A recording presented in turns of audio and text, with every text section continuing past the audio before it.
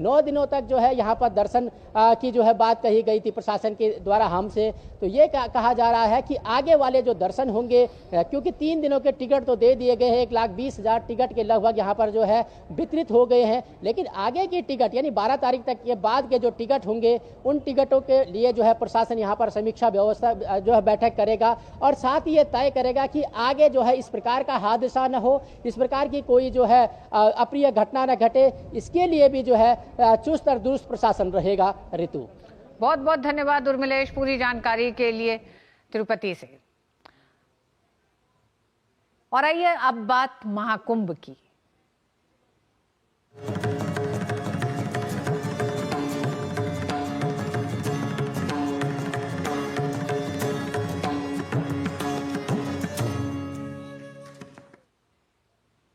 उत्तर प्रदेश के मुख्यमंत्री योगी आदित्यनाथ आज प्रयागराज का दौरा करेंगे। इस दौरान वह सभी अखाड़ों के पदाधिकारियों से मुलाकात करेंगे और महाकुंभ की तैयारियों के संबंध में अधिकारियों के साथ समीक्षा बैठक करेंगे।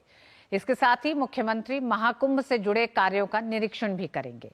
इसके बाद योगी वीआईपी घाट पर जल पुलिस के कार्यों का भी निरीक्षण करेंगे। महाकुंभ को भव्य बनाने के लिए केवल राज्य सरकार ही नहीं बल्कि केंद्र सरकार की तरफ से तमाम तैयारियां की जा रही हैं। 14 जनवरी को पहला अमृत स्नान होगा और 26 फरवरी को महाशिवरात्रि के अमृत स्नान के साथ महाकुंभ का समापन होगा। प्रयागराज में महाकुंभ की तैयारियां जोरों से जारी हैं। इसी कड़ी में उत्तर प्रदेश के उप मुख्यमंत्री केशव प्रसाद मौर्य ने कहा कि इस महाकुंभ का ये दुर्लभ संयोग 144 वर्षों के बाद आया है। उन्होंने कहा कि उत्तर प्रदेश सरकार ने जितनी अच्छी व्यवस्थाएं की जा सकती हैं वो की हैं। महाकुंभ में आने वाले यात्रियों को कोई असुविधा न हो, इसका हर दृष्टि से ध्यान रखा गया है। प्रयागराज का महाकुंभ सुरक्षित भी है, स्वच्छ भी है, दिव्य भी है, भव्य भी है और दुर्लभ भी है। सभी पूज्य साधु संतों का, सभी कुंभ के यात्रियों का प्रयागराज की धरती पर हार्दिक स्वागत है।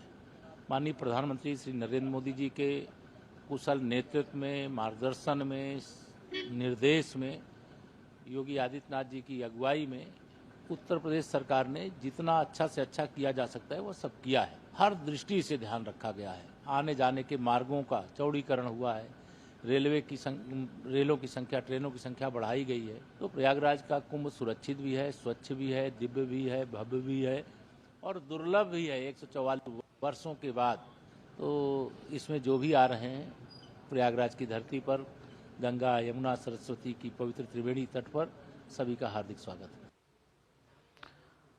और प्रयागराज से हमारे साथ जुड़ गए हमारे साथी रामेंद्र सिंह। रामेंद्र, भव्य दिव्य महाकुंभ का इंतजार हर दिन बढ़ता जा रहा है जैसे जैसे दिन गुजर रहा है, लेकिन तैयारियों का निरीक्षण भी तेज होता जा रहा है। आज भी मुख्यमंत्री योगी आदित्यनाथ प्रयागराज पहुंच रहे हैं।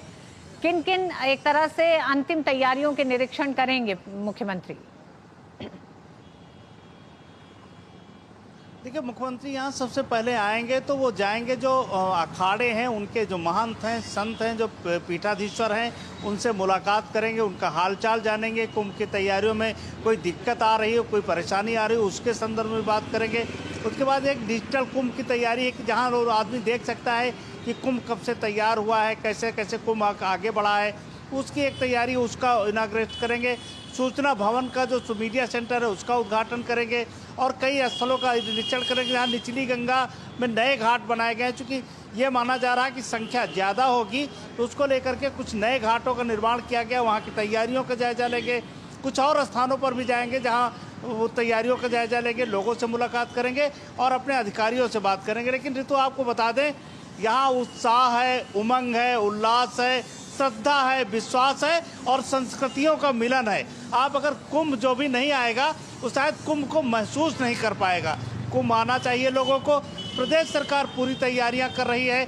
चिकित्सा से लेकर के सुरक्षा तक की सारी तैयारियां लगभग मुकम्मल कर ली गई हैं। ऋतु जी, रामेंद्र, श्रद्धालुओं के लिए मौसम कोई बाधा होता नहीं है और कुंभ, अर्धकुंभ तक पहुंचना, दर्शन करना, स्नान करना और उस भक्ति में सराबोर होना, उसके लिए मौसम कोई आड़े नहीं आता है। लेकिन जिस तरह से महाकुंभ और इस बार महाकुंभ का एक तरह से हम कह सकते हैं प्रचार कहें या प्रधानमंत्री नरेंद्र मोदी द्वारा भी निमंत्रण इंडियन डायस्पोरा को। हम जानते हैं प्रवासी भारतीय दिवस आज से शुरू हुआ और इससे पहले ही प्रधानमंत्री लगातार कहते रहे हैं प्रवासी भारतीयों से कि आएं और महाकुंभ भी देखें, साथ ही साथ तमाम और तीर्थ स्थान पर जाएं। ऐसे में यात्रियों की एक बड़ी तादाद होगी। मौसम को ध्यान में रखते हुए किस तरह की तैयारियां की हैं, किस तरह के एहतियात बरते जा रहे हैं इतनी बड़ी संख्या में जब लोग वहां पहुंचेंगे? पूरा महाकुंभ का जो निर्माण है वो प्रधानमंत्री के निर्देशन में हो रहा है। स्टेट गवर्नमेंट उसमें क्रियान्वित कर रही कार्यों को, तमाम फंड सेंट्रल गवर्नमेंट ने दिया, तमाम चीज़ों का निर्माण कराया है कि कुंभ बेहतर हो सके। और जिस तरह देखिए यहाँ जो लोग आएंगे, हालांकि मौसम का संकट जो यूरोप से आएंगे, अमेरिका से आएंगे, वो ठंडे प्रदेशों से आएंगे, उनको इतना संकट नहीं है, लेकिन कोई श्रीलंका से आता है तो उसके लिए थोड़ी चुनौतियाँ हो सकती हैं। यहाँ इस तरीके की व्यवस्था की गई। मौसम आज कल से ही थोड़ी धूप खुली, आज भी धूप खुली है, मौसम साफ है। हालांकि कोहरा है, सुबह भी दिखा था और शाम को भी कोहरे के आसार हैं। लेकिन जो कल्पवासी आते हैं वो तो प्योर ठंडी में आते हैं। कल्पवास का समय ही प्योर ठंडी का होता है। तो ये मौसम कोई आने नहीं आता जो आप कह रही थी। जिनको श्रद्धा है, जिनको भक्ति है, जो माँ गंगा के करीब आना चाहते हैं, जो संगम तट पर आना चाहते हैं, जो प्रयागराज की धरती को छूना चाहते हैं, नमन करना चाहते हैं, उनके लिए मौसम कोई बाधा नहीं है। और जो लोग बाहर चाह रहे हैं उनके लिए व्यवस्थाएं इस तरह की गई हैं कि वो चाहें तो बेहतर इस जगह पर रुक सकते हैं। उसके लिए टेंट सिटी है, डोम सिटी है, तमाम होटल्स हैं। तो इस तरीके की व्यवस्था राज्य सरकार उसको मॉनिटर भी कर रही है कि कोई डिस्टर्बिंग एलिमेंट ना हो, कि पता लगे किसी का फ्रॉड हो जाए तो जो वेबसाइटें गलत बनाई गई तो उनके खिलाफ कार्रवाई की गई है। तो इस तरीके से जो लोग आना चाहते हैं वो सकुशल कुंभ आएँ और सकुशल अपने घर जाए, इसकी व्यवस्था सरकार ने कर रखी है। रामेंद्र, महाकुंभ में स्नान को लेकर संगम के तकरीबन 12 किलोमीटर के क्षेत्रफल में नए घाटों का निर्माण किया गया है। इन्हीं के साथ ये भी माना जा रहा है कि नए नावों की जरूरत होगी। यानी ये महाकुंभ जहां एक तरफ आस्था का बड़ा पर्व है तो वहीं दूसरी तरफ एक बड़ी आबादी के लिए रोजगार का भी एक बड़ा मौका है। तो किस तरह से आप उस पूरी अर्थव्यवस्था में भी एक बड़ा परिवर्तन देख रहे हैं? प्रयागराज और आसपास के जिलों से जुड़े अगर लोगों की आजीविका की बात करें तो ऋतु, जो कमरे 2000 में लोग नहीं लेते थे वो 10,000 में लोग उठा रहे हैं। ये रिमोट की बात कर रहे हैं। शहर के होटल जो 4000 में मिलते थे वो 8000 9000 में मिल रहे हैं। तो ये व्यवस्था, जो लोग आ रहे हैं, टेंट ले रहे हैं, कंबल ले रहे हैं, खाने का सामान ले रहे हैं, मंजन ले रहे हैं, वो प्रयागराज में आकर ले रहे हैं। प्रयागराज से तमाम स्मृतियाँ संजो कर जाएंगे। कोई फोटो लेना चाहता है, कोई प्रयागराज की जो कल्चर है उसको, उस तरह की तस्वीरें लेना चाहता है।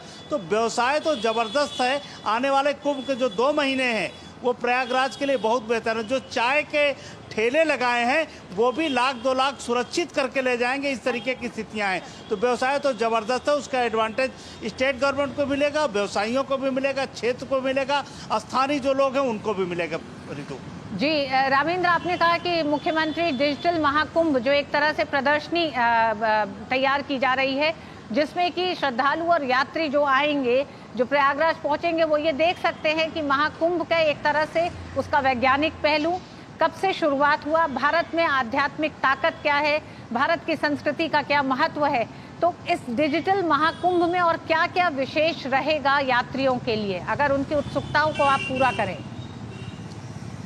देखिए, डिजिटल महाकुंभ में जब आप बैठेंगे तो आपको कुंभ कब से शुरू हुआ, किसने शुरू किया, किस तरीके से कुंभ आगे बढ़ा, पहले कैसे कुंभ की स्थितियाँ होती थी, अब कुंभ कितना हो गया है, कितनी भीड़ आती थी, किस तरह साधु संत अखाड़े पहले आते थे, किस तरह अब, तो वो देख पाएगा कि कुंभ में हमारी परंपरा, हमारी श्रद्धा, हमारी भक्ति और हमारी संस्कृति किस तरह मिलती है। कुंभ में पूरा जो सनातन संस्कृति वो एक साथ होती है।